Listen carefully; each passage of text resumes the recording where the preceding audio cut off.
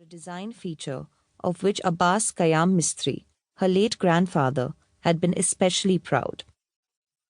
It always seemed as if her grandfather were watching from the long portrait guarding the entryway. His eyes, as inky black as the flat-topped feta on his head, were all-knowing but not warm. "I've got a load of papers to work through upstairs. I hope Papa's back for lunch because I've brought a very good one today."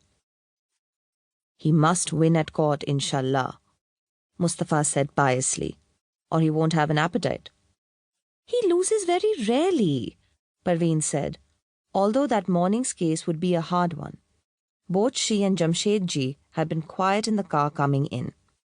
He looking over his notes, she gazing out the window, thinking of their young client in jail a few miles away, wondering if this would be the day he was freed. "Your father wins with his God-given ability to know the thoughts behind people's faces," Mustafa told her. "Mistry Sahib can read the judge's face like a newspaper." Perveen sighed, wishing she had the same talent. She had no idea if the stranger was a lost soul or a harbinger of serious trouble. Putting the awkward incident aside, she trudged upstairs to address a half-done property contract on her side of the big mahogany partner's desk. Legal paperwork was sometimes numbing, but subtly, one word could mean the difference between a client's success and his ruin. 3 years of reading law had built her understanding, but a half-year working under her father had taught her to inspect each line backwards and forward. As the morning grew sunnier, she switched on the small electric fan that sat in the central window.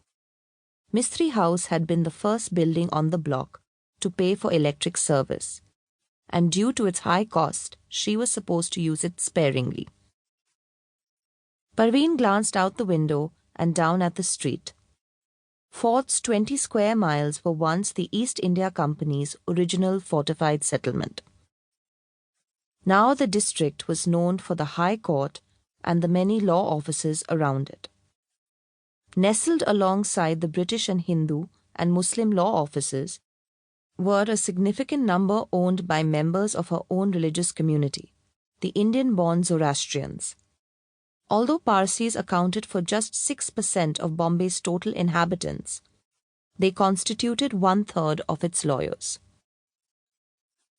Iranis, the Zoroastrian immigrants who had come to India from the 19th century onwards, prided themselves on running superlative bakeries and cafes, serving cuisine influenced by their ancient homeland of Persia.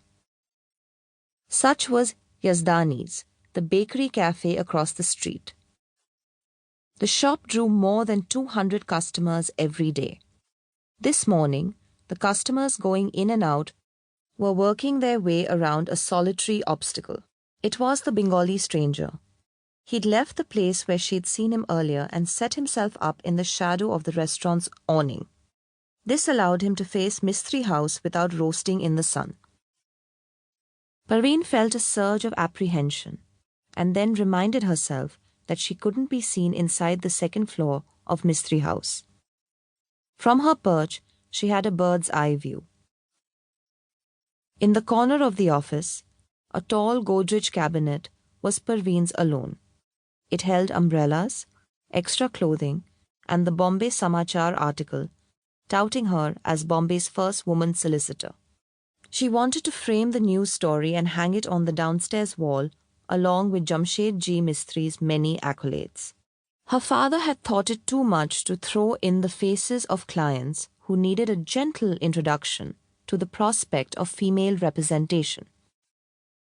Perveen rummaged in the cabinet until she found her mother-of-pearl opera glasses. Back at the window, she adjusted the focus until the man's sinister face appeared close-up. He did not look like anyone she'd ever seen in Fort, nor could she remember seeing him in Calcutta. Perveen laid down the opera glasses and turned to unopened letters from the previous day. A thick envelope engraved with the return address 22 Sea View Road topped the stack. An existing client was a priority.